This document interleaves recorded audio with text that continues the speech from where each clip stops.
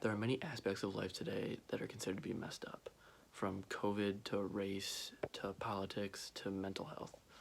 I'm not saying that these four things aren't important, because they tremendously are. I'm just trying to shed some light on another issue that seems to be getting little to no attention from anybody. I know what you're asking, but what could be more important than those things? It's censorship.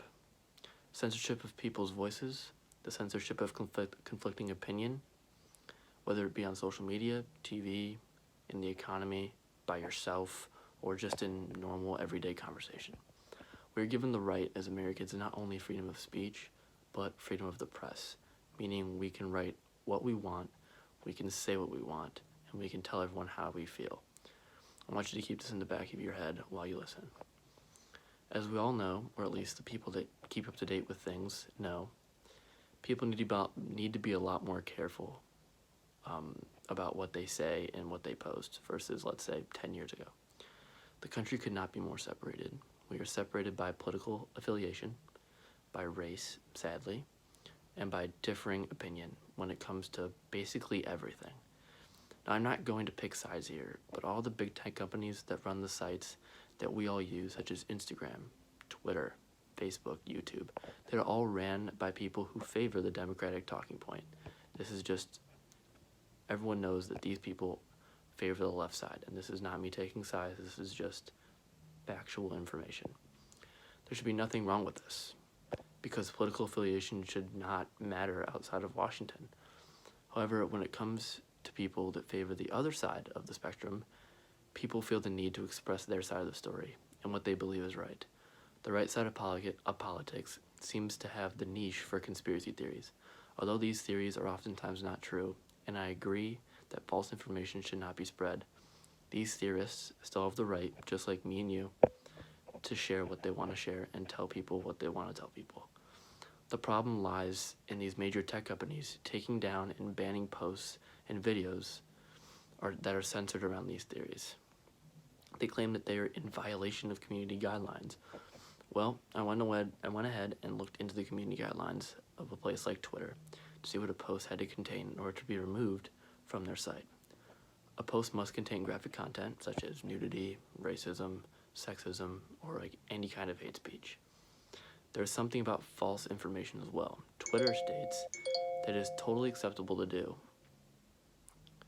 Twitter states that false information is not eligible to be removed, but it can be flagged by the platform, which is totally fine. Flag the information, let people know that it's false, but don't ban it. Let people have the right to read it if they want to. If they don't, then don't. It's that easy. And at this point, I have a little video that I'm going to show about why censorship is so dangerous in today's world. On the one hand, Facebook has an absolute right to kick these people off of its platform, and the vile speech in which they engage causes harm in the real world. On the other hand, there's a risk that Facebook embracing the power to decide who gets to speak and who doesn't get to speak in the largest online discourse ever constructed is a dangerous proposition. The idea that a single company will decide these questions will create a risk that others whose opinions we value more than, say, Alex Jones will also get silenced. There's also the risk, though, that the focus on these episodic, spectacular instances of censorship by Facebook distracts from what may be a more significant form of content moderation that Facebook engages in every day. And that is the decision they make every time you open your Facebook feed to show you some content and not other content. So right there, you can see that I'm not the only one that has these opinions. Censorship is not just happening on these social sites. It's happening in every aspect of our lives. For example, the economy also contains censorship. There would be a company that would disregard different types of information to make them look better or to make more money. Anything to turn a profit. There's self-censorship, the act of censoring or classifying one's thoughts and actions. This type of censorship is done out of fear. The fear that negative response or backlash, or the fear of cancel culture.